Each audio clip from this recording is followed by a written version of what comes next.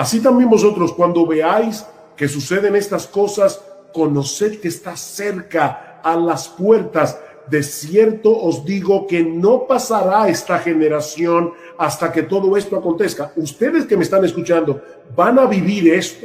El cielo y la tierra pasará, pero mis palabras no pasarán. Muchos se preguntan si estamos en los tiempos del fin.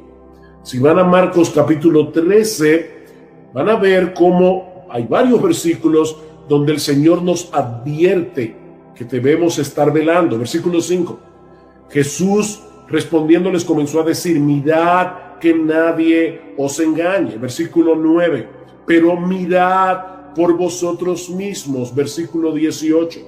Orad pues que vuestra huida no sea en invierno. Versículo 21.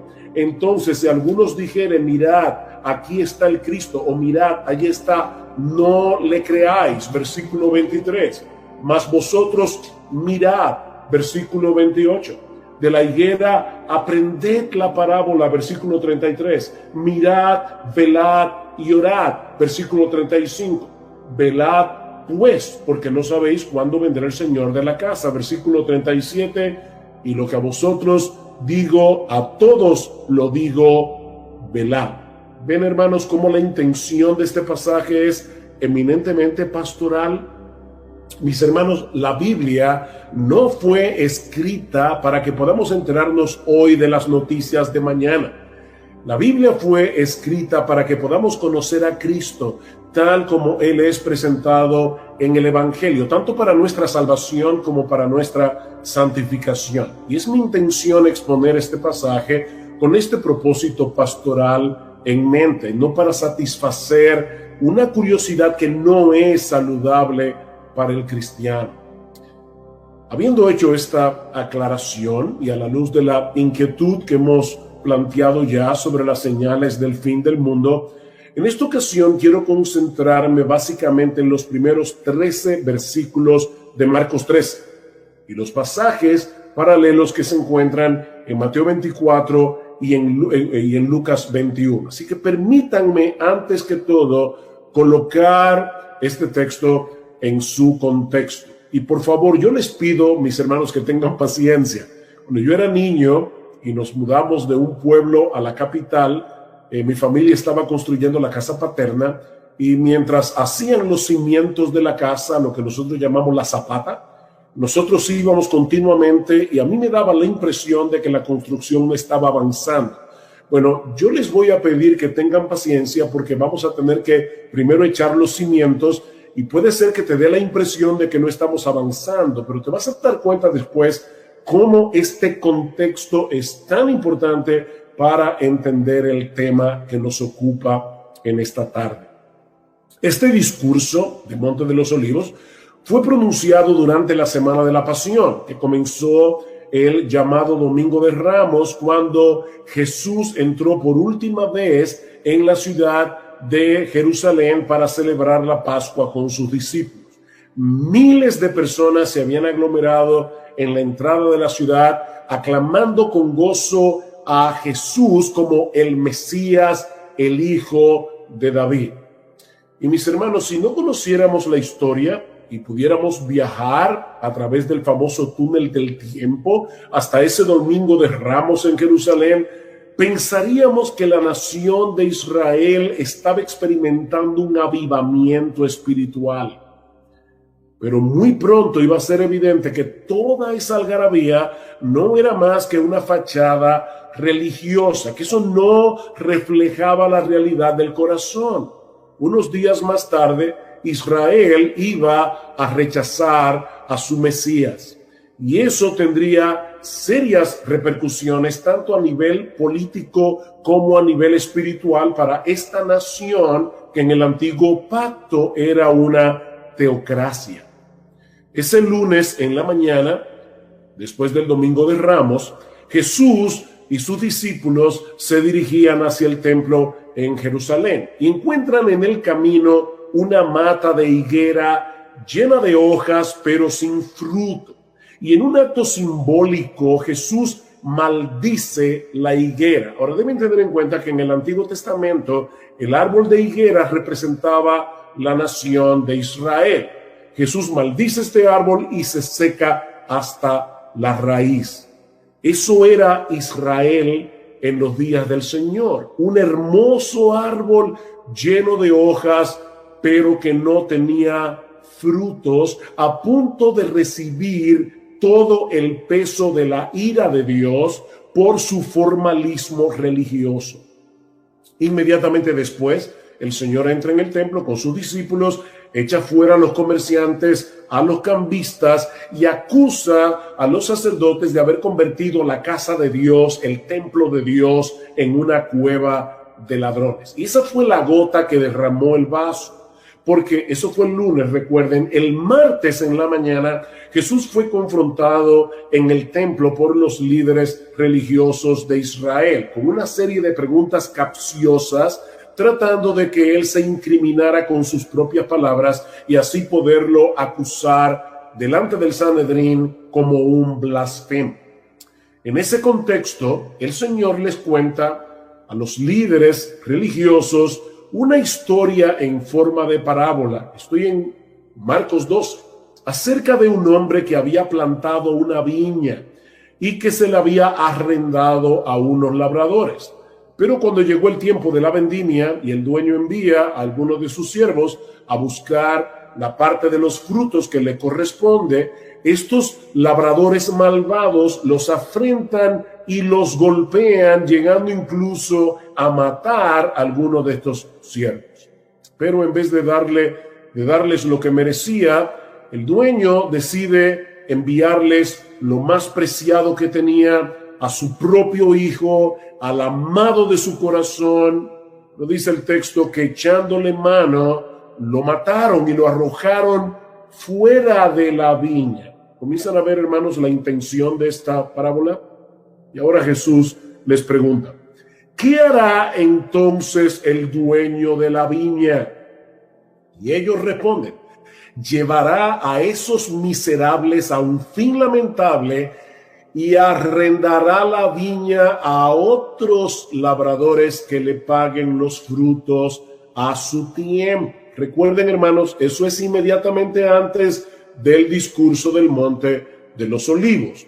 Ahora, obviamente la viña de esta historia es la nación de Israel y los labradores son sus líderes. De hecho, dice en Marcos capítulo 12, versículo 12, que a partir de ese momento ellos trataban de prender a Jesús porque comprendieron que contra ellos había dicho la parábola. Ellos entendieron perfectamente el significado de esta historia. De manera que esta parábola nos enseña lo mismo que la maldición de la higuera. Israel perdería su estatus de nación teocrática y la viña sería entregada a otros labradores, la iglesia, que sí producirían los frutos que se esperaba de ella. Más adelante, en ese mismo día, el Señor pronuncia unas palabras bien duras contra los escribas y fariseos. Y esto se recoge en Mateo capítulo 23. Ahora recuerden, Mateo tiene su discurso del Monte de los Olivos en el capítulo 24. Así que este discurso contra los líderes de Israel se encuentra inmediatamente antes del discurso del Monte de los Olivos. Y de nuevo Jesús vuelve sobre el mismo tema, el juicio de Dios contra Israel. Dice en Mateo 23, por tanto, mirad, yo os envío profetas, sabios y escribas. De ellos a unos los mataréis y crucificaréis, y a otros los azotaréis en vuestras sinagogas y los perseguiréis de ciudad en ciudad. Y ahora escuchen, mis hermanos, para que recaiga sobre vosotros la culpa de toda la sangre justa derramada sobre la tierra, desde el justo Abel hasta la sangre de Zacarías, a quien asesinasteis entre el templo y el altar. En verdad os digo que todo esto vendrá sobre esta generación. O sea, lo que Jesús está diciendo aquí es que el juicio de Dios habría de caer sobre Israel mientras estuviera viva esa generación. que le estaba escuchando en ese momento. El Señor finaliza su advertencia con estas palabras, Mateo 23:37.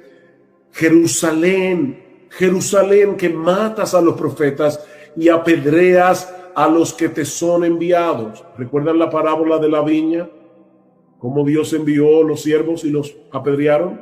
¿Cuántas veces quise juntar a tus hijos como la gallina junta sus polluelos debajo de sus alas y no quisiste? He aquí, vuestra casa os es dejada desierta, porque os digo que desde ahora no me veréis, hasta que digáis, bendito el que viene en el nombre del Señor. Ahora, yo no sé si se dieron cuenta de este detalle. Aunque Jerusalén era la ciudad de Dios y el templo de Salomón era la casa de Dios, ahora Cristo le llama vuestra casa os es dejada desierta. Mis hermanos, cuando Jesús salió del templo ese martes, fue para no regresar a ese lugar nunca más. De manera que en ese momento el templo dejó de ser la casa de Dios para convertirse en un edificio más. Porque, mis hermanos, ¿qué es lo que hace al templo la casa de Dios? Que la gloria de Dios esté allí. ¿Y quién es la gloria de Dios encarnada? Nuestro Señor Jesucristo. De hecho, ¿no tiene algo interesante en Marcos capítulo 3, en el versículo 4? Jesús sale del templo, dice aquí, y se va con sus discípulos al monte de los olivos. Dice el versículo 4, y se sentó en el monte, versículo 3, y se sentó en el monte de los olivos frente al templo. Yo no creo que eso haya sido por casualidad o porque ese era el monte que quedaba más cerca. En los capítulos 10 y 11 del libro de Ezequiel, y yo les dije que tuvieran paciencia, que estamos haciendo verdad los cimientos de la casa. En los capítulos 10 y 11 del libro de Ezequiel, el profeta ve en una visión cómo la gloria de Dios abandona el templo por causa de la apostasía del pueblo. Y esta es una forma simbólica de expresar el castigo de Dios sobre la nación. Un castigo que se manifestó cuando los babilonios destruyeron la ciudad y el templo en el año 587 antes de Cristo. Pero hay un detalle sorprendente en esta profecía del libro de Ezequiel. Dice en el versículo 23 del capítulo 11 que la gloria del Señor se elevó en medio de la ciudad y se detuvo sobre el monte que está al oriente, es decir, el monte de los olivos, como vemos claramente en Zacarías capítulo 14, versículo 4. La gloria de Dios dejó el templo antes de ser destruido por los babilonios, y eso es exactamente lo que está sucediendo aquí. La gloria de Dios encarnada, ese verbo que se hizo carne, del quien dice Juan en Juan 1:14, y vimos su gloria, gloria como del unigénito del Padre, lleno de gracia y de verdad. Esa gloria encarnada estaba abandonando el templo para ir a sentarse en el monte de los olivos. Esa casa fue dejada desierta, como profetizó Jesús, porque la gloria de Dios, que era Él mismo, ya no regresaría al templo nunca más. Un templo sin gloria es un edificio como cualquier otro. Mis hermanos, eso es lo que está en el trasfondo del discurso del Monte de los Olivos. Ese es el contexto. Y eso nos lleva ahora al segundo encabezado de este mensaje. Es la profecía de Jesús sobre la destrucción del templo. Recuerden, Jesús les dice, vuestra casa os es dejada desierta. Esta casa va a ser destruida. Tal parece que estas palabras de Jesús habían dejado en shock a los discípulos. ¿Cómo era posible que el templo, la casa de Dios, fuera destruida? Vean el versículo 1 de Marcos 13. Saliendo Jesús del templo, le dijo uno de sus discípulos, Maestro, mira qué piedras y qué edificios. Como diciendo, ¿y de verdad el templo será destruido? Mis hermanos, para que ustedes tengan una idea de lo que esa profecía implicó cuando Jesús la pronunció, y eso de paso es una de esas pruebas incidentales de la veracidad de las Escrituras. Este templo había comenzado a ser remodelado por Herodes el Grande a partir del año 19 antes de Cristo. Herodes era famoso no solo por su crueldad, sino también por sus proyectos de construcción, pero ninguna de sus obras se compara con el templo de Jerusalén. Para que ustedes tengan una idea, todo el complejo del templo cubría 35 acres de terreno, es decir, el equivalente a unas 12 canchas de fútbol. Y se calcula que algunas de las piedras que se emplearon para su construcción pesaban 1.000.000 de libras. Algunas de las columnas que soportaban el pórtico eran tan anchas que apenas podían ser abarcadas por 3 hombres tocándose por las puntas de los dedos.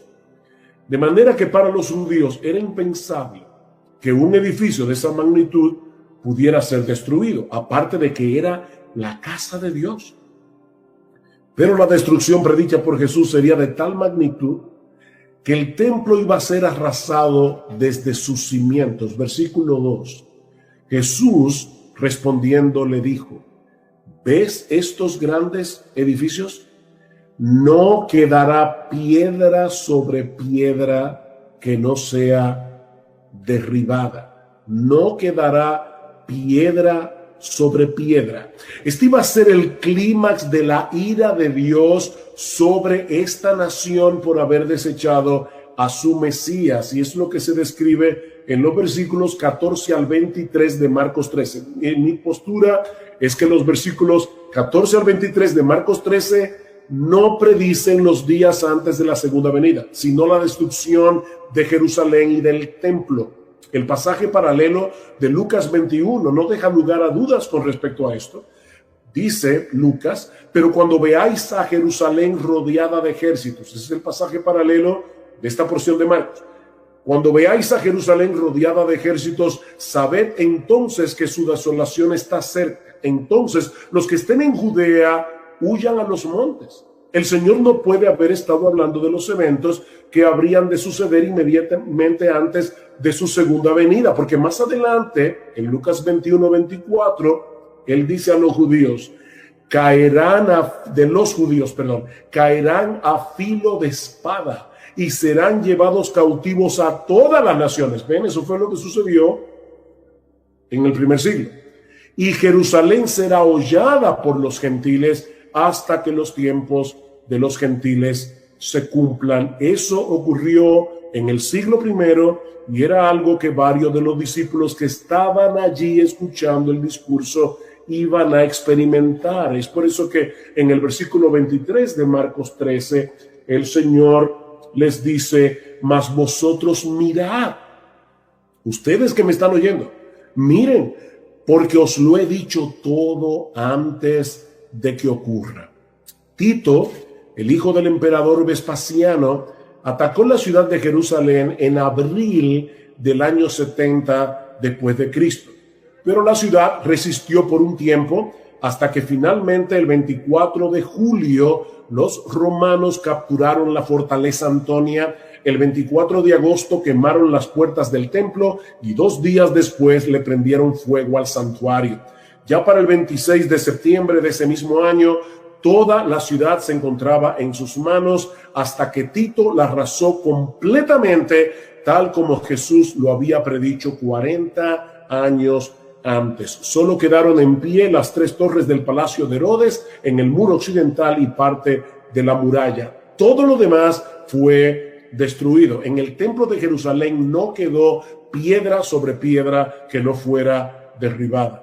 De acuerdo al historiador Flavio Josefo, más de 1.000.000 de personas murieron durante el asedio, aparte de los 97.000 judíos que fueron capturados y vendidos como esclavos. Mis hermanos, esto fue una masacre total. Es por eso que Cristo va a decir en esa porción de Marcos que esa sería la tribulación más grande que la nación de Israel ha sufrido como teocracia, ni sufrirá jamás. Por esto, mis hermanos, es que era tan difícil de imaginar para los judíos, para los discípulos, que esto iba a suceder a menos que estuviera llegando el fin del mundo. Y es por eso que los discípulos conectaron la caída de Jerusalén y del templo con el fin del mundo o el fin del siglo. De ahí la pregunta del versículo 4. Vean una vez más versículo 3 y 4. Y se sentó en el monte de los olivos frente al templo, y Pedro, Jacobo, Juan y Andrés le preguntaron aparte: dinos, ¿cuándo serán estas cosas? ¿Y qué señal habrá cuando todas estas cosas hayan de cumplirse? Perdón. En el pasaje paralelo, en el Evangelio de Mateo, encontramos la pregunta en una forma más completa. Dinos cuándo serán estas cosas, es decir, la destrucción de Jerusalén y del templo, y qué señal habrá de tu venida y del fin del siglo. ¿Ven cómo los apóstoles parecen estar conectando estos eventos al mismo tiempo? La destrucción de Jerusalén y el templo por un lado, y la segunda venida de Cristo y el fin del mundo por el otro. Pero Jesús quiere hacerles ver ahora que habrá un lapso de tiempo indefinido entre estos eventos. De ahí las advertencias del Señor que encontramos en los versículos 5 al 13, lo que me lleva a mi próximo encabezado, las advertencias de Jesús. La primera de esas advertencias la encontramos en los versículos 5 al 8, y es que tengan cuidado los discípulos de no dejarse engañar por las supuestas señales de su venida y del fin del mundo. Por favor, lean conmigo Marcos 13. Voy a pedirles, yo no sé si ustedes están captando con mi computadora el ruido que hay alrededor, pero estamos en elecciones y eso es lo que pasa en mi país, se convierte en un carnaval. Pero escuchen lo que dice versículos 5 al 8. Jesús respondiéndoles comenzó a decir: mirad que nadie os engañe, porque vendrán muchos en mi nombre diciendo yo soy el Cristo, y engañarán a muchos. Mas cuando oigáis de guerras y de rumores de guerras, no os turbéis, porque es necesario que suceda así, pero aún no es el fin. Porque se levantará nación contra nación y reino contra reino, y habrá terremotos en muchos lugares, y habrá hambres y alborotos, y Lucas menciona también habrá pestes, habrá pestilencias, principios de dolores son estos. ¿Se dan cuenta, hermanos?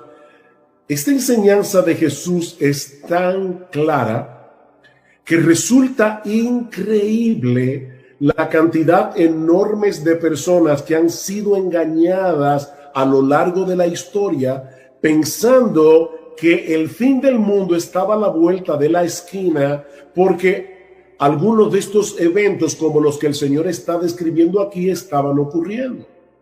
Pero Jesús les dice: vendrán falsos cristos, oiréis de guerras y rumores de guerras, naciones se levantarán nación contra naciones para pelear contra otros, reino contra reino, habrá terremotos, hambrunas, pestes, pandemias, pero todavía no es el fin, dice el Señor en el versículo 7. Estos solo son principios de dolores, dice Jesús en el versículo 8. Y esta es una posible referencia a los dolores de la mujer encinta.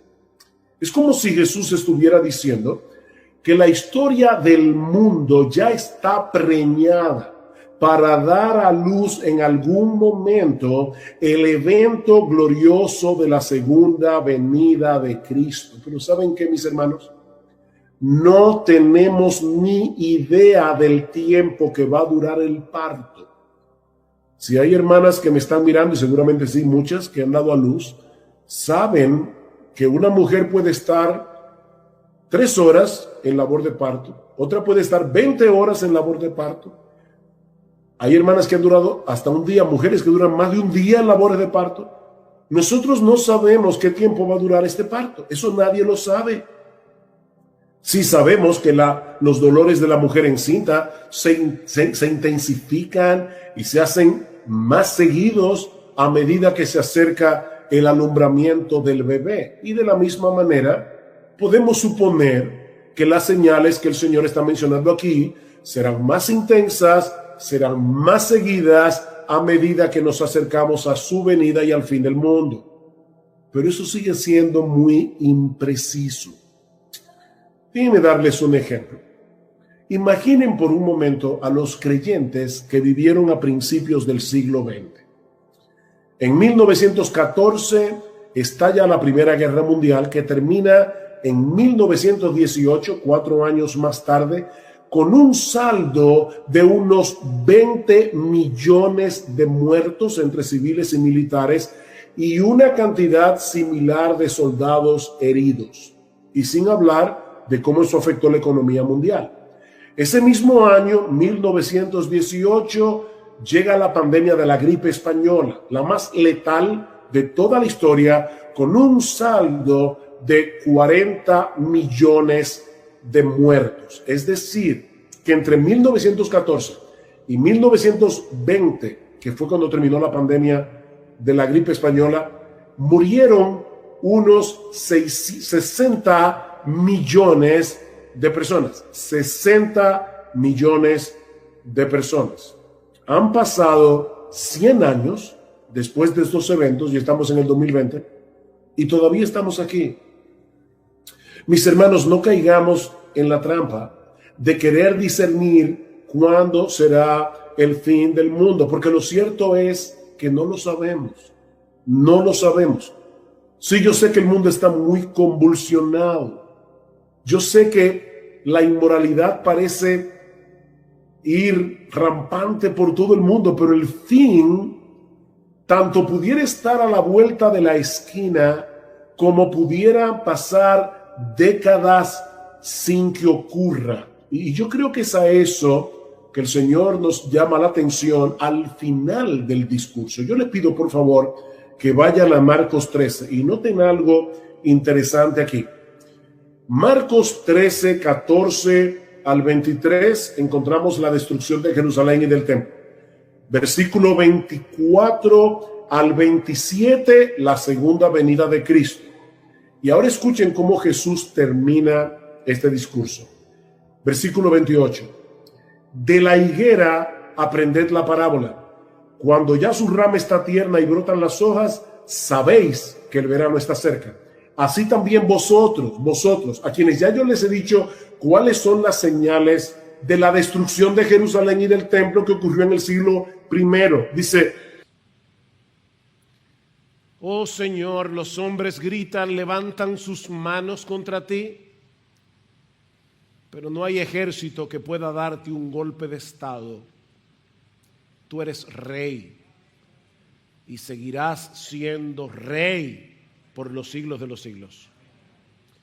Señor, envía tu Espíritu Santo hoy y bendice tu palabra predicada. Oh Señor, ven y revélanos lo que tú quieres enseñarnos a través de este pasaje de tu palabra. Ayúdanos, oh Señor, a predicar no con un corazón controversial, sino pastoral. Ven y háblanos, oh Señor, porque te lo pedimos en Cristo y para su gloria. Amén y amén. Por razones providenciales, hace unas semanas que nos vimos en la necesidad de suspender nuestra serie expositiva en la carta de Pablo a los romanos. Y nos encontrábamos en medio de una sección en la que Pablo está tratando con el problema de la incredulidad generalizada de la nación de Israel. Israel es el pueblo que fue escogido por Dios para ser los recipientes primarios de la promesa de salvación en Cristo a través del pacto que Dios hizo con Abraham. De hecho, desde el principio de la carta, Pablo enfatiza la importancia que Dios le da a los judíos en sus propósitos redentores. Recuerden Romanos capítulo 1, versículo 16. Dice que el evangelio es poder de Dios para salvación a todo aquel que cree, y Pablo añade, al judío primeramente y también al griego, a los gentiles. La pregunta que Pablo está tratando de responder en estos capítulos es: ¿cómo es posible, cómo podemos explicar la incredulidad generalizada de los judíos, habiendo tenido ellos todos estos privilegios? ¿Cómo es posible que la mayoría de los judíos hayan rechazado al Mesías? ¿Acaso no pone esto en dudas la fidelidad de Dios a su palabra? Porque de ser así, ¿cómo podemos nosotros, la iglesia de Cristo, confiar en que Él va a cumplir las promesas que ha hecho a los creyentes del nuevo pacto? Ese es el problema con el que Pablo está tratando aquí. ¿Ha fallado la palabra de Dios? Romanos 9:6. Bueno, Pablo responde esta pregunta en los capítulos 9 y 10 de la carta a los Romanos, mostrando básicamente dos cosas. En primer lugar, que desde el inicio de la historia, Dios hizo una distinción entre el Israel nacional, todos los descendientes físicos de Abraham, y el Israel espiritual, aquellos que fueron escogidos por Dios únicamente por gracia. Vayan a Romanos una vez más, capítulo 9, versículo 6. Hay un Israel dentro de Israel, y ese Israel espiritual es el recipiente primario de las promesas de Dios. Dice Pablo, pero versículo 6, Romanos 9, pero no es que la palabra de Dios haya fallado, porque no todos los descendientes de Israel son Israel, ni son todos hijos por ser descendientes de Abraham, sino que por Isaac será llamada tu descendencia. Y ahora Pablo explica, esto es, no son los hijos de la carne, los biológicos, los que tienen el ADN de Abraham, los que son hijos de Dios, sino los que son hijos de la promesa son considerados como descendientes. Y Pablo dice que nosotros los gentiles en Gálatas capítulo 4 somos hijos de la promesa también.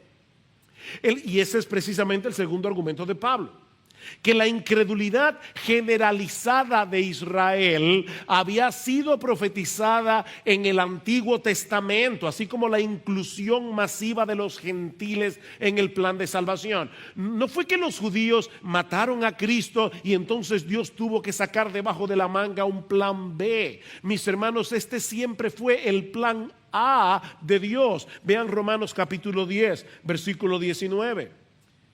Y añado, pregunta Pablo, ¿acaso Israel no sabía que eso iba a pasar? Que los gentiles iban a ser incluidos en primer lugar. Moisés dice, yo os provocaré a celos con un pueblo que no es pueblo. Nosotros, mis hermanos, con un pueblo sin entendimiento os provocaré a ira. E Isaías es muy osado y dice, fui hallado por los que no me buscaban. Nosotros otra vez.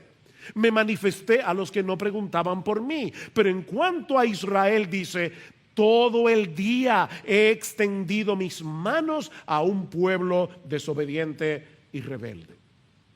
De manera que el factor decisivo de la salvación no es la raza, es la gracia. El factor decisivo de la salvación es la gracia de Dios. Nadie se va a salvar por ser un descendiente físico de Abraham, sino por haber puesto su fe en el Señor Jesucristo. Ahora, eso levanta una pregunta con la que Pablo va a tratar ahora a través del capítulo 11. Y vemos la pregunta en el versículo 1 del capítulo 11. Digo entonces, ¿acaso ha desechado Dios a su pueblo? ¿Ven el punto ahora? Lo que Pablo está preguntando es si el rechazo generalizado de los israelitas es una prueba de que Dios se haya olvidado completamente de la promesa que le hizo en el pacto a los descendientes físicos de Abraham.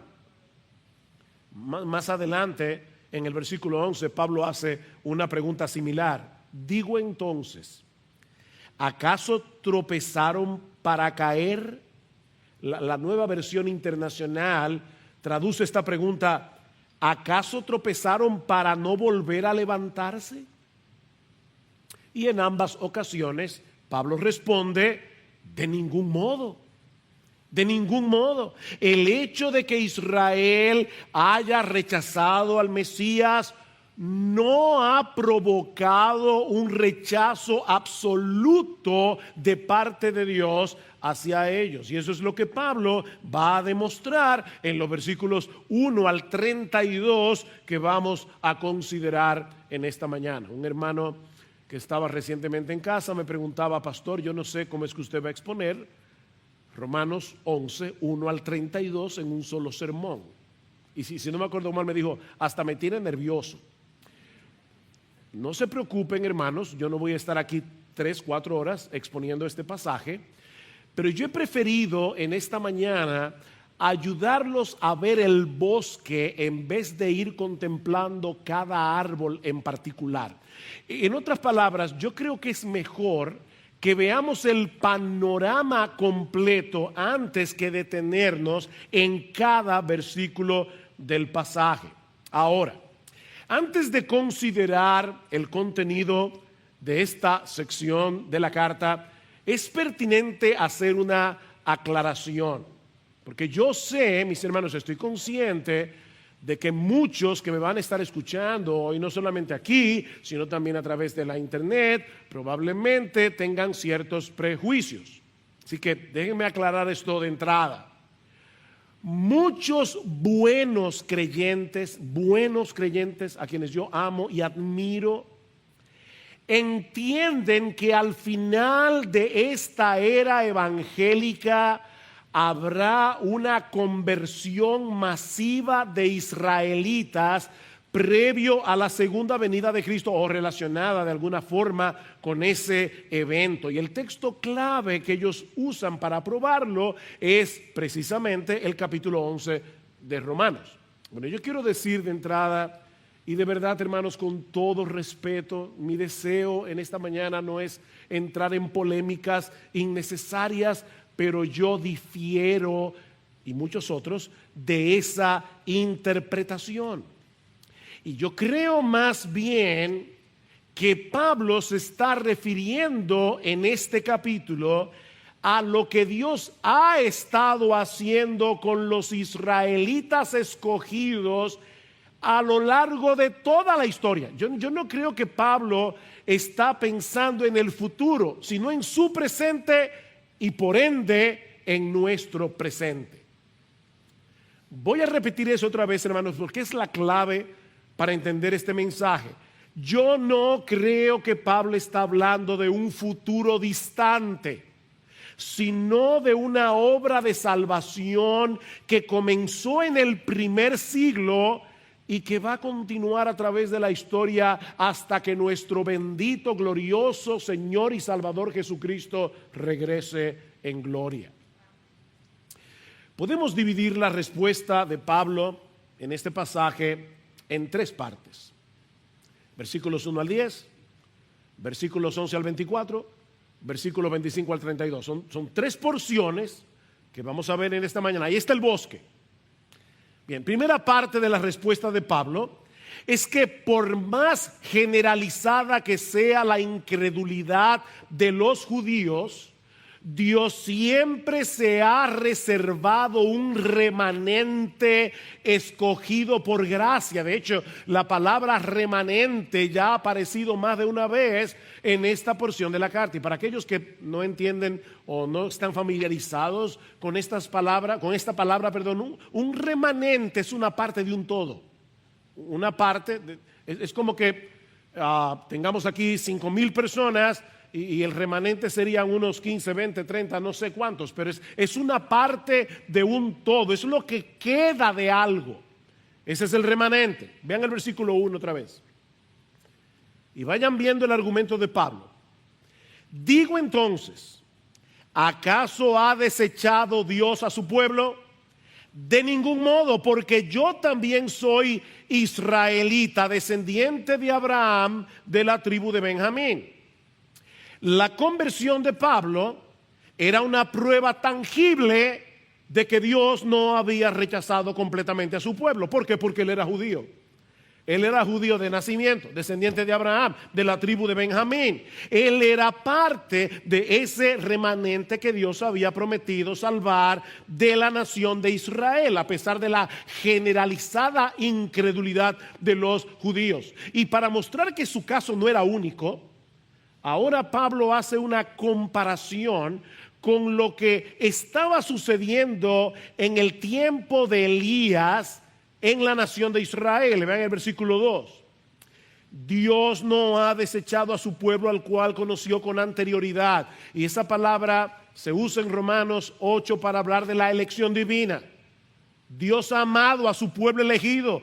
¿O no sabéis lo que dice la Escritura en el pasaje sobre Elías? ¿Cómo suplica a Dios contra Israel? Señor, han dado muerte a tus profetas, han derribado a tus altares, y solo yo he quedado y atentan contra mi vida. En la época de Elías había una incredulidad generalizada en la nación de Israel, lo mismo que en los días del apóstol Pablo. Era un tiempo de mucha oscuridad espiritual. Se había desatado tal persecución contra los profetas fieles del Señor que Elías llegó a pensar que él era el único que quedaba. Señor, solo yo he quedado, todos han apostatado. Pero Dios le hizo ver a Elías que a pesar de la infidelidad de la nación, él no los había desechado completamente. Vean el versículo 4.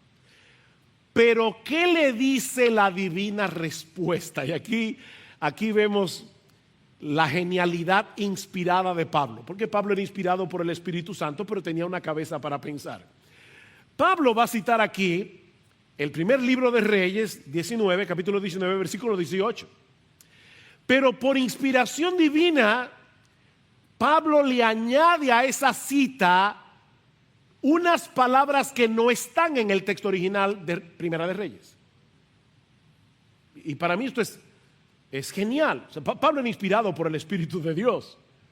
¿Y qué dice Pablo aquí? ¿Qué le dice la respuesta divina? Me he reservado. Si ustedes van a Primero de Reyes capítulo 19 versículo 18, van a ver que esa frase no aparece en el texto. Pero Pablo la añadió. Me he reservado 7,000 hombres que no han doblado rodillas a Baal. ¿Por qué Pablo añadió estas palabras? Para probar que es Dios el que ha decidido reservarse un remanente escogido por gracia. No es que estos 7,000 eran mejores que los demás israelitas. Es que Dios decidió que el endurecimiento de Israel en esa época no fuera completo. Fue una decisión soberana de Dios. Versículo 5. Y de la misma manera también ha quedado, ¿cuándo, mis hermanos? En el tiempo presente, no en la segunda venida de Cristo, en el tiempo presente, un remanente conforme a la elección de Dios. Noten, mis amados hermanos, que Pablo no está haciendo ninguna referencia a una obra extraordinaria de conversión masiva de los judíos antes de la venida del Señor. Él está hablando de algo que estaba sucediendo en ese mismo momento, en el tiempo presente. Al igual que en los días de Elías, Dios se había reservado un remanente escogido por gracia. Eso no tiene nada que ver con ningún mérito personal en la persona elegida, sino en la pura misericordia del Señor. Versículo 6. Pero si es por gracia, ya no es a base de obras. De otra manera, la gracia ya no es gracia. Y si por obras, ya no es gracia. De otra manera, la obra ya no es obra. Eso suena extraño. Para nosotros parece como una especie de trabalenguas bíblico. Pero lo que Pablo está diciendo es muy simple. Muy simple. Pablo quiere dejar claro que la salvación de los pecadores no depende en absoluto de nuestras obras, porque de ser así no sería por gracia. La gracia y las obras son mutuamente excluyentes. Si es por obras, entonces la salvación no es por gracia. Y si es por gracia, entonces la salvación no depende de ti ni de mí. Es por gracia, no por obras. Mira, mi amigo, déjame decirte algo, para ponértelo en palabras más sencillas.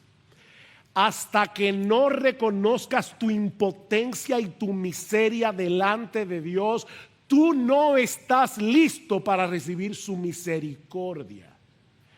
La misericordia de Dios es para los miserables.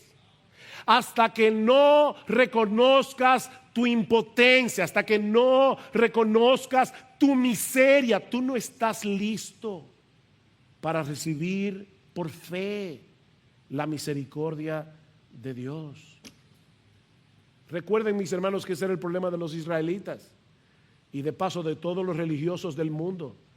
Como dice Pablo en Romanos capítulo 10, versículo 3, dice: ellos desecharon la justicia que Dios les estaba regalando en Cristo para alcanzar una justicia personal a través de su esfuerzo. Ellos quieren llegar al cielo, como hemos dicho muchas veces, manejando un camión que dice mi propio esfuerzo. Pero en ese camión nadie va a llegar al cielo.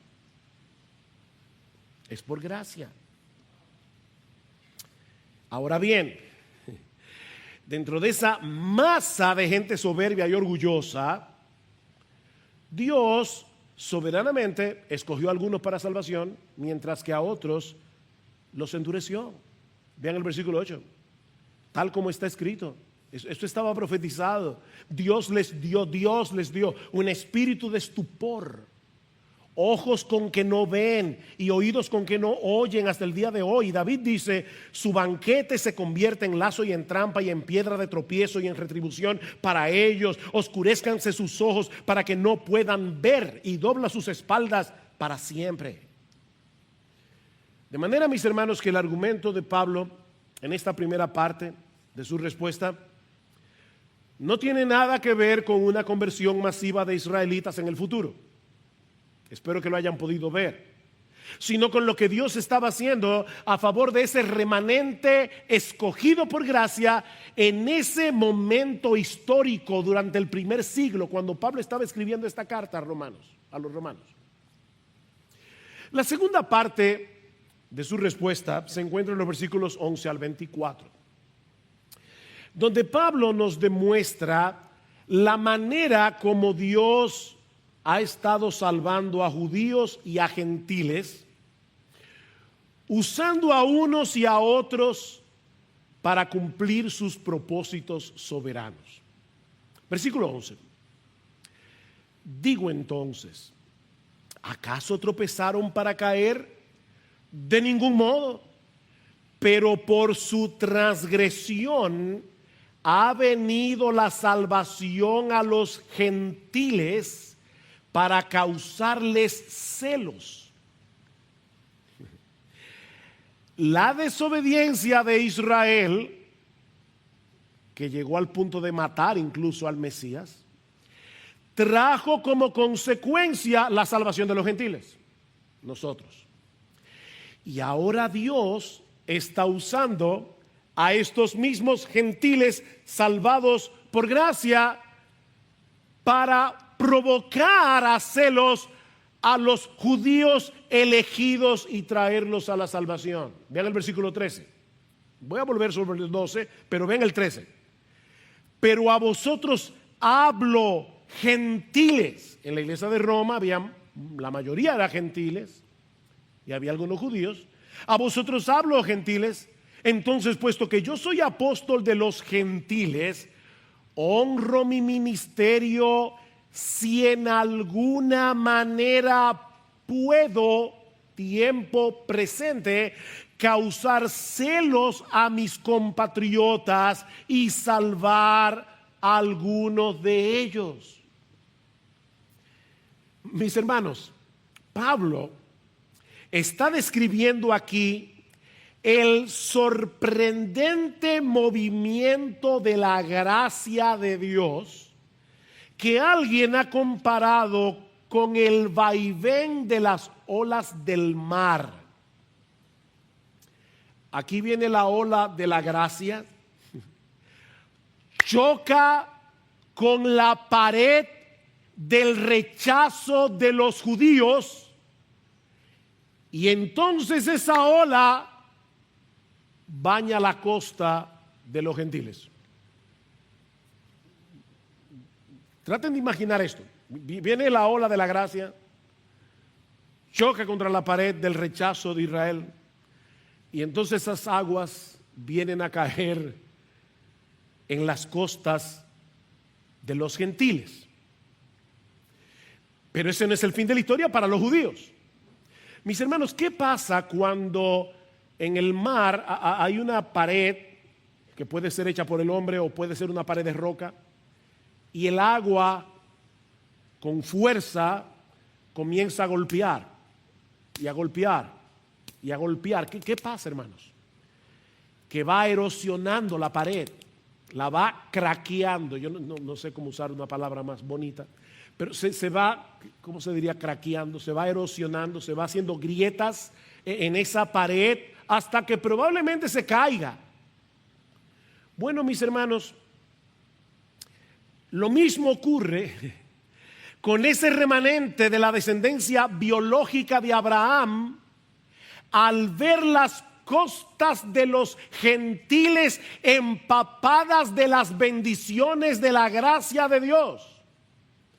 Dios ha estado haciendo su obra a través de ese vaivén de las olas de su gracia para salvar a los gentiles y luego salvar a los judíos. ¿Ven ese vaivén? Provocándolos a celos.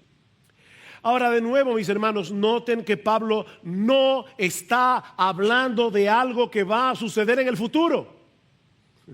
Él está hablando de algo que estaba ocurriendo en ese mismo momento, porque Pablo ve su propio ministerio como parte del proceso. Dice, yo honro mi ministerio porque yo quiero de alguna forma provocar a celos a mis compatriotas. Él no está pensando en la segunda venida de Cristo, él está pensando en lo que estaba sucediendo en el primer siglo con su propio ministerio. De hecho, eso se ve claramente al final del capítulo. Así que voy a saltar al versículo 30, y los que tienen aquí la Biblia Reina Valera, escuchen la traducción de la Biblia de las Américas, porque hay un ahora que le falta a la Reina Valera y que es importante.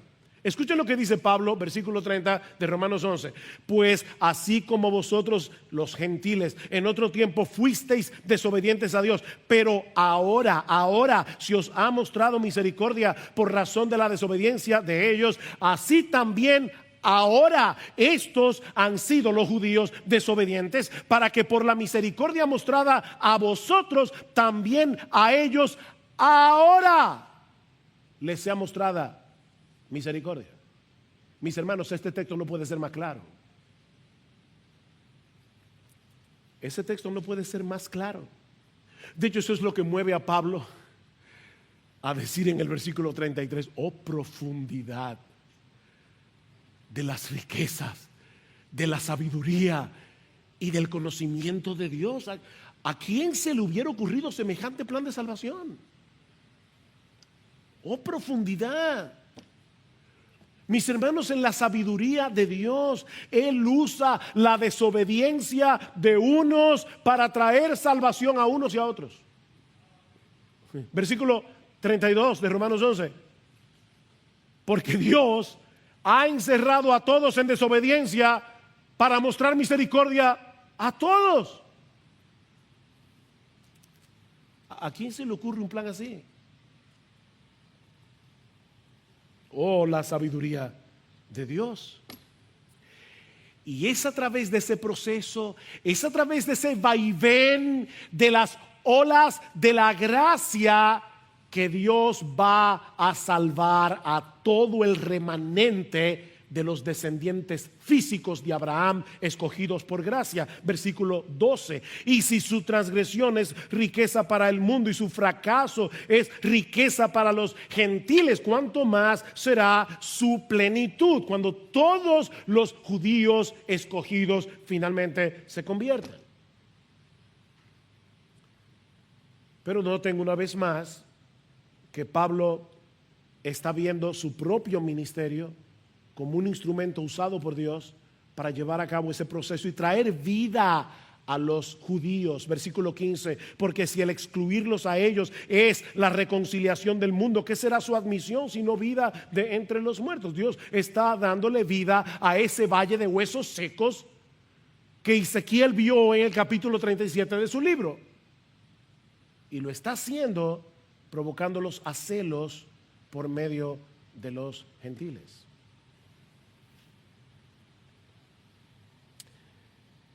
Mis hermanos, los gentiles no debemos olvidar que la salvación viene de los judíos. Y la razón por la que Pablo está haciendo énfasis en esto es por lo que vamos a ver en el capítulo 14 de la carta a los romanos. En Roma habían creyentes gentiles que estaban menospreciando a los judíos. El problema de los fuertes y los débiles, ¿recuerdan? Así que el corazón de Pablo aquí es un corazón pastoral. Él está preparándose para decir a los gentiles: no se sientan ahora orgullosos de su salvación, porque ustedes no son mejores. De hecho, más aún, no olviden nunca que ahora que ustedes son salvos por gracia, están viniendo a ser parte del verdadero Israel, del cual el pacto que Dios hizo con Abraham es la raíz. Vean el versículo 16. Y si el primer pedazo de masa o las primicias son santas, ¿quiénes son las primicias? Abraham, Isaac, Jacob. También lo es toda la masa. Y si la raíz es santa, también lo son las ramas. Mis hermanos, cuando un gentil se convierte a Cristo, un dominicanito, viene a ser beneficiario de la promesa que Dios le hizo a Abraham y a formar parte del verdadero Israel. Versículo 17, que Pablo compara con una mata de olivo, un árbol de olivo. Dice, versículo 17: pero si alguna de las ramas fueron desgajadas y tú siendo un olivo silvestre, nosotros éramos, ustedes han ido al sur y han pasado por Asua, que está lleno de guasábara. ¿Saben lo que es la guasábara? Los sureños sabemos lo que es la guasábara. Nosotros éramos guasábara, hermano. Éramos un árbol silvestre que no tenía frutos buenos. Y dice Pablo: pero si alguna de las ramas fueron desgajadas y tú, siendo un olivo silvestre, fuiste injertado entre ellas y fuiste hecho participante con ellas de la rica savia de la raíz del olivo, es decir, la promesa del pacto que Dios hizo con Abraham, ahora nosotros somos los beneficiarios. No seas arrogante para con las ramas. Pero si eres arrogante, recuerda que tú no eres el que sustentas la raíz, sino que la raíz es la que te sustenta a ti. Dirás entonces: sí, pero las ramas fueron desgajadas para que yo fuera injertado. Muy cierto, fueron desgajadas por su incredulidad, pero tú por la fe te mantienes firme. No seas altanero, sino teme. Wow. ¿Ven cómo Pablo está pastoreando esta iglesia? Pablo compara al pueblo de Dios con un árbol de olivo. Y ese árbol de olivo está compuesto de ramas naturales, los judíos que han creído en Jesús, y las ramas de un olivo silvestre que ahora han sido injertadas por la fe en el buen olivo. Nosotros, los gentiles que hemos creído. Mis hermanos, Dios no tiene dos pueblos. Él tiene uno solo. Y a ese pueblo pertenecen todos los que creen en Cristo, sean judíos o gentiles. En ese sentido, la iglesia no reemplaza a Israel. No. No es que Dios vino y plantó otro árbol. Nosotros no somos un árbol nuevo. No, la iglesia no reemplaza a Israel. La iglesia es descrita en el Nuevo Testamento como el verdadero Israel, compuesta por todos los creyentes en Cristo, independientemente de su nacionalidad. ¿Qué dice Pablo en Efesios 2? Que de ambos pueblos Dios hizo uno, porque por medio de él, Cristo, los unos y los otros tenemos nuestra entrada al Padre en un mismo espíritu. Así pues, ya no sois extranjeros, sino que sois conciudadanos de los santos y miembros de la familia de Dios. Un solo pueblo, un solo árbol. Es la misma enseñanza que encontramos en Gálatas 3. En Gálatas capítulo 3, versículo 16, Pablo dice, y esto es sorprendente, que las promesas fueron hechas a Abraham y a su descendencia. Y como la Biblia es inspirada por Dios hasta en los plurales y singulares, Pablo ahora va a hacer un argumento en el hecho de que la palabra su está en singular, no en plural. Pablo dice, las promesas fueron hechas a Abraham y a su descendencia. No dice y a las descendencias como refiriéndose a muchas, sino más bien a una y a tu descendencia, es decir, Cristo. Mis hermanos, ¿saben quién es el verdadero Israel? Jesucristo. Jesucristo. Yo soy la vid verdadera. ¿Ven? Yo soy la vid verdadera. Mi padre es el labrador. Jesucristo es el verdadero Israel. Ahora, ¿qué sucede? Que resulta que todos nosotros ahora por la fe estamos unidos a Jesús.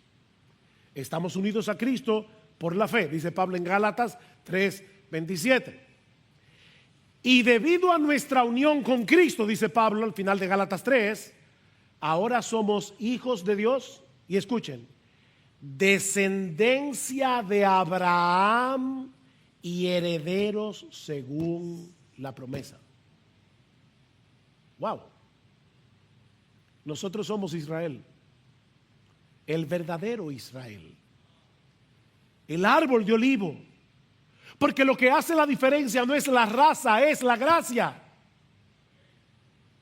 Es recibir esa gracia por medio de la fe. Fue por falta de fe que muchos judíos fueron desechados, y fue por la fe que los gentiles fueron injertados.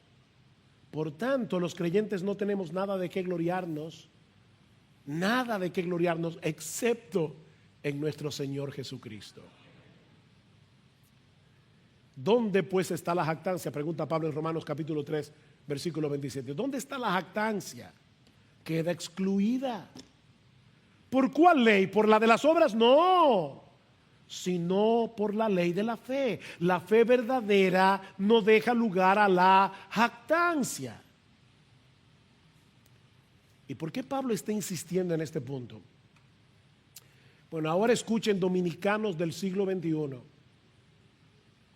gentiles dominicanos. La razón por la que Pablo está insistiendo en esto es porque si nosotros los gentiles comenzamos a gloriarnos de nuestra condición espiritual, estamos manifestando un peligroso síntoma de incredulidad.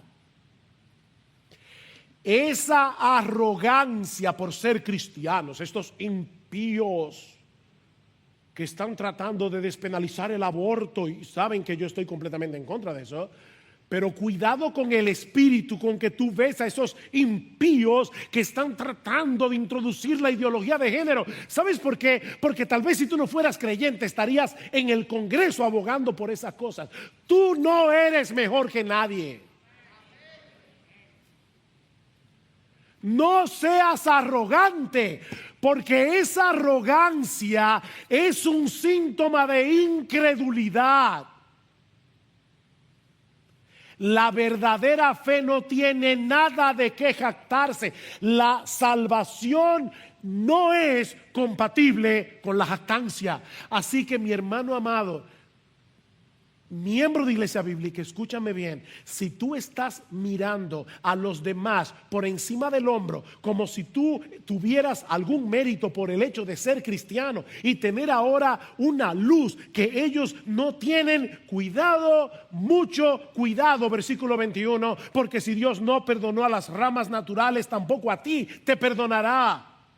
Mira pues la bondad y la severidad de Dios. Severidad para con los que cayeron, pero para ti bondad de Dios si permaneces en su bondad. De lo contrario, también tú serás cortado. ¿Está enseñando Pablo aquí que un verdadero creyente se puede perder? Por supuesto que no.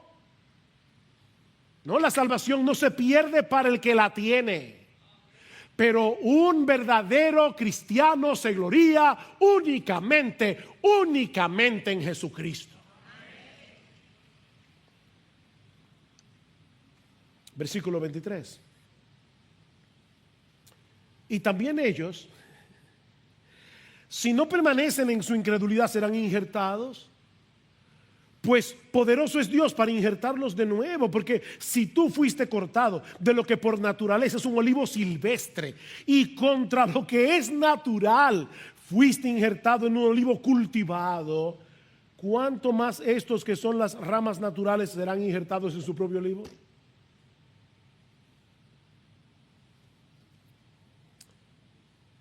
Dios nos injertó a pesar de ser ramas de olivo silvestre.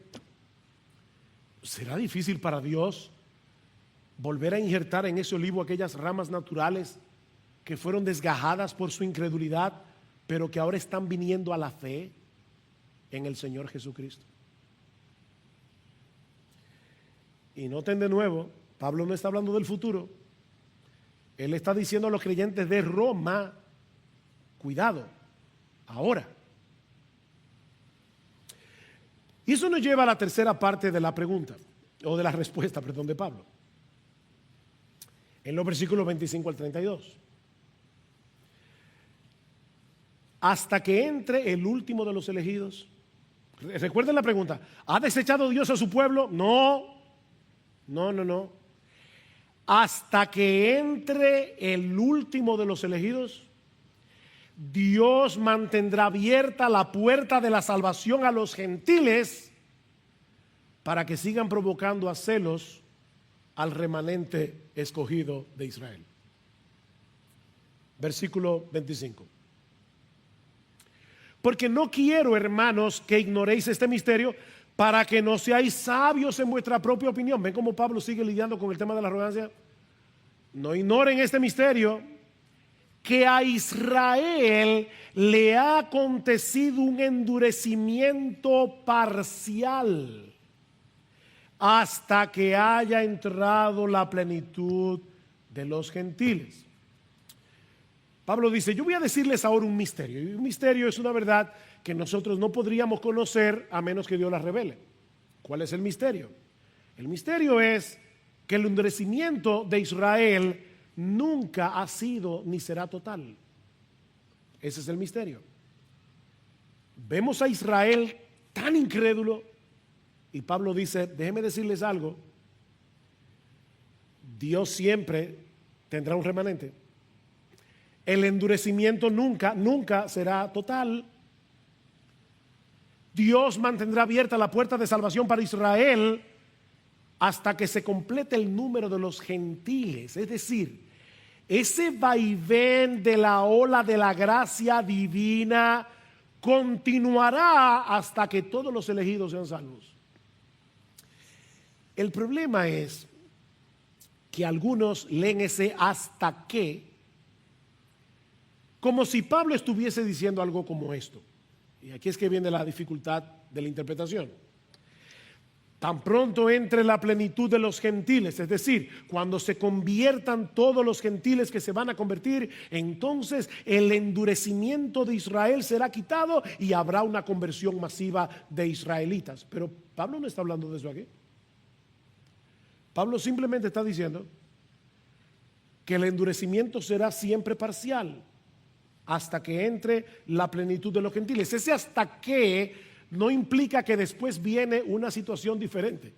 Lo que implica es que va a ser hasta ahí, va a durar todo el tiempo. Es como cuando el Señor dice, Pablo dice, perdón, en 1 Corintios capítulo 11, versículo 26, que cada vez que celebramos la cena del Señor, la muerte del Señor proclamáis hasta que Él venga. ¿Qué significa eso? Que hasta que sigamos celebrando la cena del Señor, vamos a estar proclamando la muerte de Cristo. Ese hasta que no dice que va a pasar después, es simplemente que hasta que sigamos celebrando la cena, vamos a seguir proclamando la muerte del Señor. O en 1 Corintios 15, 25, dice Pablo, es preciso que Cristo reine hasta que, la misma frase, haya puesto a todos sus enemigos debajo de sus pies. ¿Quiere decir eso que después que Cristo ponga a todos sus enemigos debajo de sus pies, Él va a dejar de reinar? No, Él va a seguir siendo rey. Pero Pablo está diciendo, ahora nos parece que Cristo no está reinando, pero saben que Él está reinando y seguirá reinando hasta que haya puesto a todos sus enemigos debajo de sus pies. De manera que el argumento de Pablo en Romanos 11:25 es que el endurecimiento de Israel siempre será parcial. La puerta de la salvación seguirá estando abierta hasta que el último de los gentiles se salven, y ahí cesará el vaivén de las olas de la gracia de Dios, salvando a unos y a otros. Y es así, versículo 26, como todo Israel será salvo. Otra aclaración gramatical. La Reina Valera del 60 traduce el versículo 26, y luego todo Israel será salvo. Por lo que algunos pueden entender que primero entra la plenitud de los gentiles y luego viene esa conversión masiva de israelitas. No, mis hermanos, la palabra luego en español no siempre indica secuencia de tiempo. ¿Han escuchado la famosa frase del filósofo francés René Descartes, o Descartes, como se escribe en español? Pienso, luego existo. ¿Qué significa eso? Pienso, y porque pienso, yo tengo que existir, porque una persona inexistente no piensa. Entonces el luego no es que yo primero pienso y después existo, no, es que porque pienso, consecuentemente existo. La palabra que Pablo usa, o la frase en Romanos 11:26, aparece 205 veces en el Nuevo Testamento, 205 veces. Y casi invariablemente se debe traducir y así, y de ese modo, y de esa manera. Pablo nos está mostrando aquí cuál es el resultado final de ese movimiento de las olas de la gracia de Dios. El rechazo del Mesías por parte de Israel trajo como consecuencia la salvación de los gentiles, y Dios usa la salvación de los gentiles para provocar a celos a los israelitas y así traer a salvación al remanente escogido. Es de esa manera, dice Pablo, a través de ese sorprendente proceso, que todo Israel será salvo. ¿Ven el punto? Todo Israel. ¿Quién es ese todo Israel? Bueno, puede ser el número total de los judíos que se van a salvar a través de toda la historia. Es decir, la suma de todos los remanentes de todas las edades. Que por cierto puede ser un número mucho más alto del que tú y yo pensamos. Mucho más alto. Pero puede referirse también a todos los creyentes judíos y gentiles que ahora forman parte del verdadero Israel de Dios del nuevo pacto. Y eso es lo que yo pienso, porque eso concuerda con la ilustración del olivo que Pablo acaba de usar. Pablo está diciendo, hay un solo olivo, déjenme explicarles cómo es que se está formando ese olivo. Rechazo de Israel, salvación de los gentiles, celos del remanente, vienen a salvación, y de esa manera todo Israel será salvo. Mis hermanos, ¿cómo describe Pablo al verdadero judío en Romanos 2:28. Pablo dice: no es judío el que lo es exteriormente, ni la circuncisión es la externa en la carne, sino que es judío el que lo es interiormente, y la circuncisión es la del corazón, por el espíritu, no por la letra, la alabanza del cual no procede de los hombres, sino de Dios. Ese es el verdadero judío. Así que, mis hermanos, las puertas de la salvación permanecerán abiertas de par en par hasta que haya entrado la plenitud de los gentiles y la plenitud de los descendientes físicos de Abraham, que van a creer en Cristo porque Dios lo prometió. Versículo 26. Y de esa manera todo Israel será salvo, tal como está escrito: el libertador vendrá de Sión, apartará la impiedad de Jacob, y este es mi pacto que haré con ellos cuando yo quite sus pecados. Noten, mis amados hermanos, lean con cuidado el texto, que aquí no dice que el libertador vendrá a Sión. Ahí dice que el libertador vendrá de Sión, desde Sión. Pablo no parece estar hablando aquí de la segunda venida de Cristo, sino de la primera.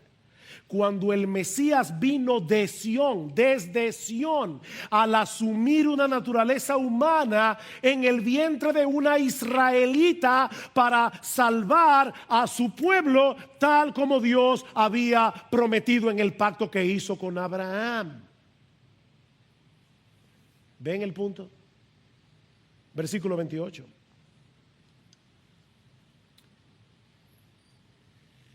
En cuanto al evangelio, dice Pablo, son enemigos por causa de vosotros, pero en cuanto a la elección de Dios, son amados por causa de los padres, porque los dones y el llamamiento de Dios son irrevocables. Me encanta cómo Pablo aquí otra vez está pastoreando esta iglesia. Recuerden que muchos de estos gentiles estaban siendo perseguidos por los judíos por causa de su fe. El mismo Pablo llevaba en su cuerpo las marcas de ese rechazo y de esa hostilidad por causa del evangelio. En ese sentido, dice Pablo, son enemigos. Pero saben que ese no es el cuadro completo.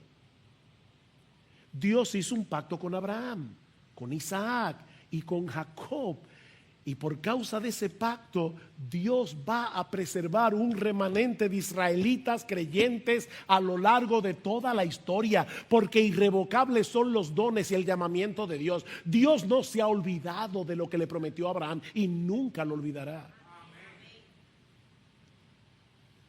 Eso sigue ahí. Ahora, de nuevo, ¿está pensando Pablo en algo que va a suceder en el futuro? No, versículo 30 otra vez.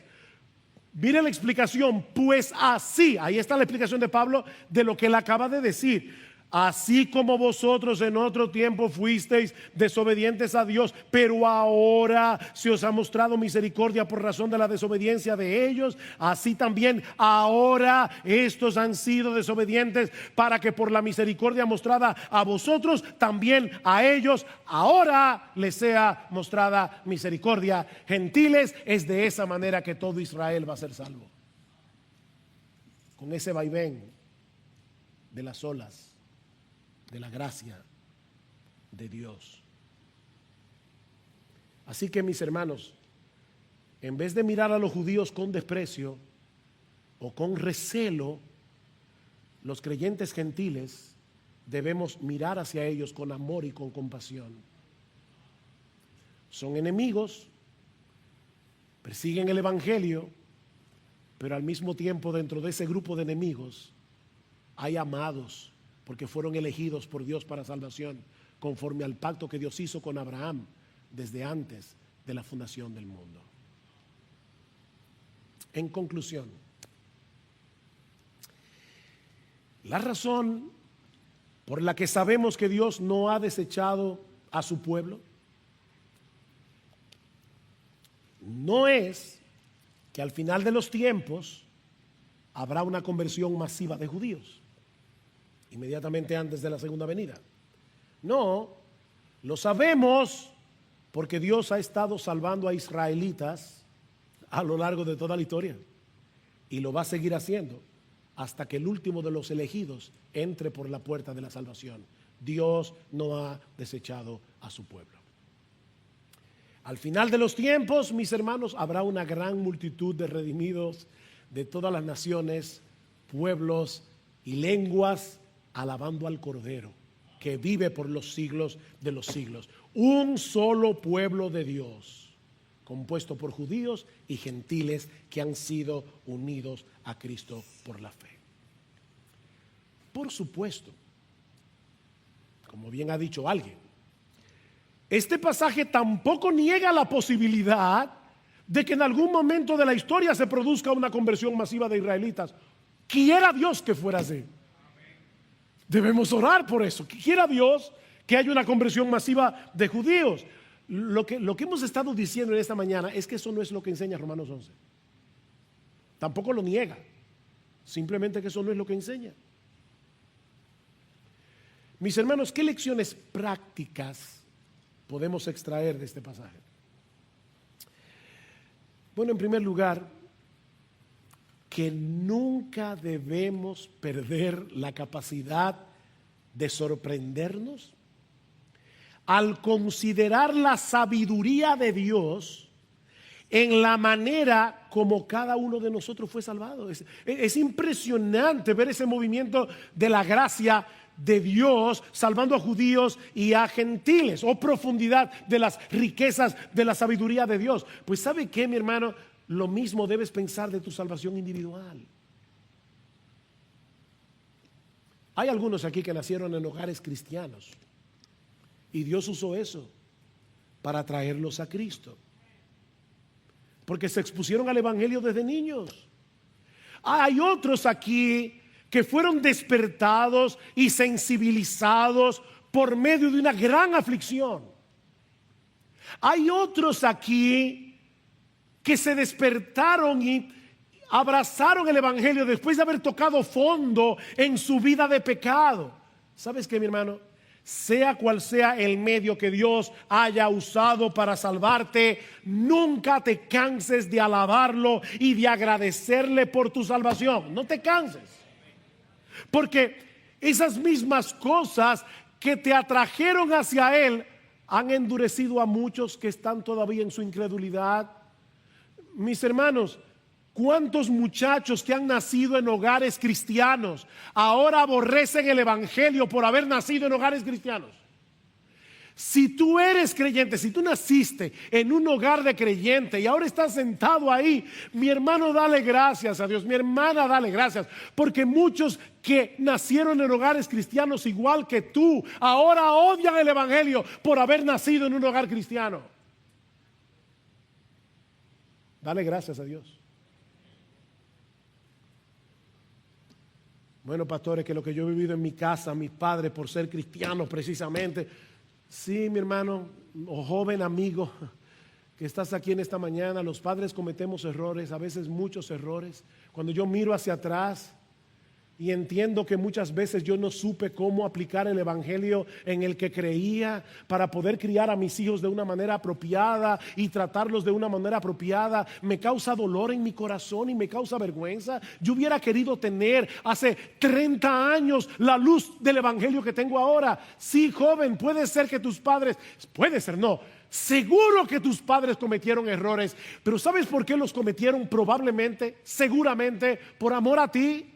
Porque no querían que te perdieras en el mundo. Y es posible, sí, que se les fuera la mano. Lo más seguro se les fue la mano. Pero fue por amor a ti que lo hicieron. Porque no querían verte ser arrojado en las llamas del infierno por los siglos de los siglos. Pero sí cometimos errores. Cometimos errores.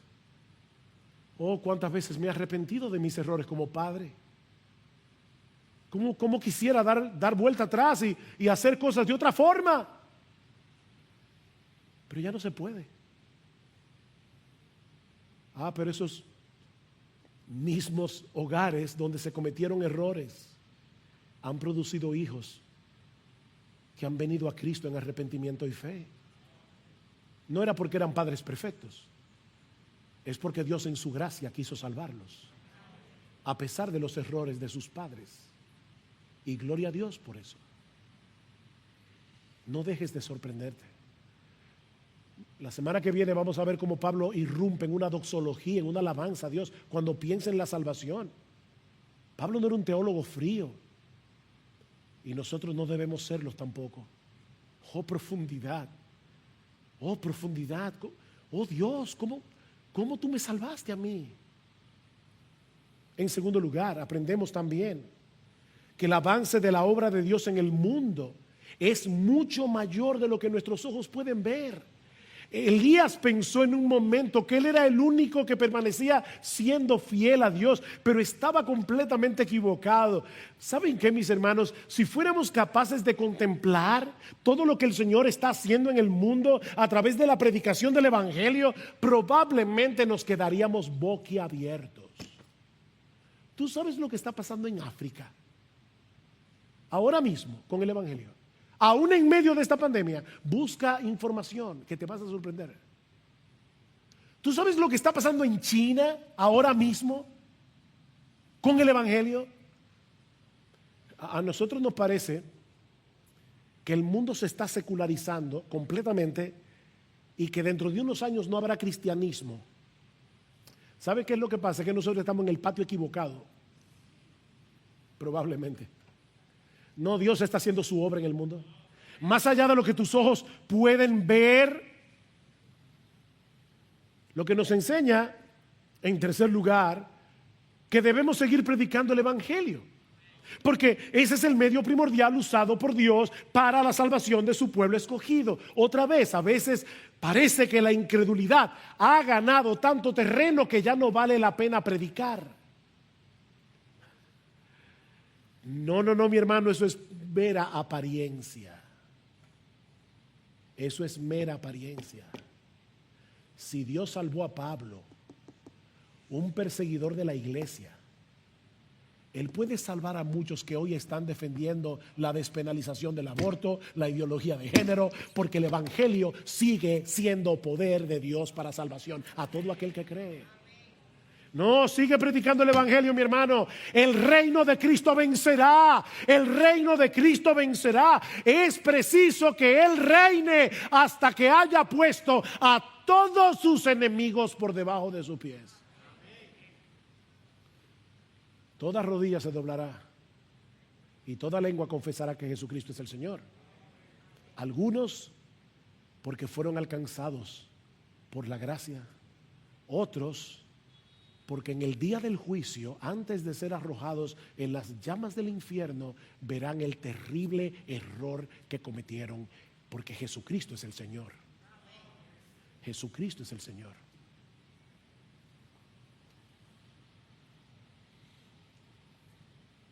Y eso me lleva a unas últimas palabras a las personas que están aquí sin Cristo. Mi amigo, yo quiero invitarte a reflexionar en lo que dice Pablo en el versículo 22, la bondad y la severidad de Dios. La bondad y la severidad de Dios. Sí, nuestro Dios es infinitamente bueno, pero también es perfectamente santo y perfectamente justo. Y Él no puede tratar el pecado con indiferencia. De hecho, si Dios fuera indiferente al pecado, no fuera bueno. Precisamente porque Él es bueno, Él no es indiferente al pecado. Y el más grande pecado que un hombre puede cometer contra Él es rechazar a su Hijo, nuestro Señor Jesucristo. Es permanecer en incredulidad. Fue por ese pecado que las ramas naturales del buen olivo fueron desgajadas y condenadas.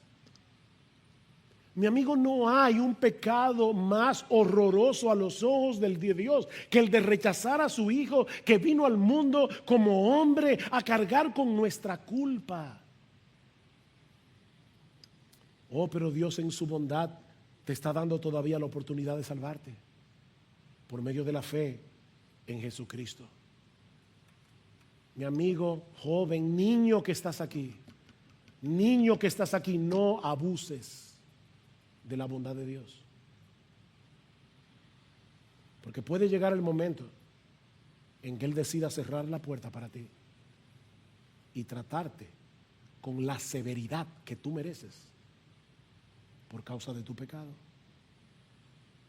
Mírate en el espejo de Israel y teme, porque si ellos no fueron perdonados a pesar de haber sido los descendientes físicos de Abraham, tampoco Dios te perdonará a ti si traspasas esa línea que separa la bondad de la severidad de Dios. Y lo único que necesitas para recibir esa bondad es arrepentirte de tus pecados. Es confiar únicamente en Jesucristo. La salvación es por gracia, no es por obras. Depende completamente de la obra de Dios en Cristo, no de tu esfuerzo ni del mío. Nuestra responsabilidad es extender humildemente nuestras manos para recibir como un regalo por la fe la misericordia de Dios. Porque de tal manera amó Dios al mundo que ha dado a su Hijo unigénito para que todo aquel que en Él cree no se pierda, mas tenga vida eterna. Vamos a orar. Padre, queremos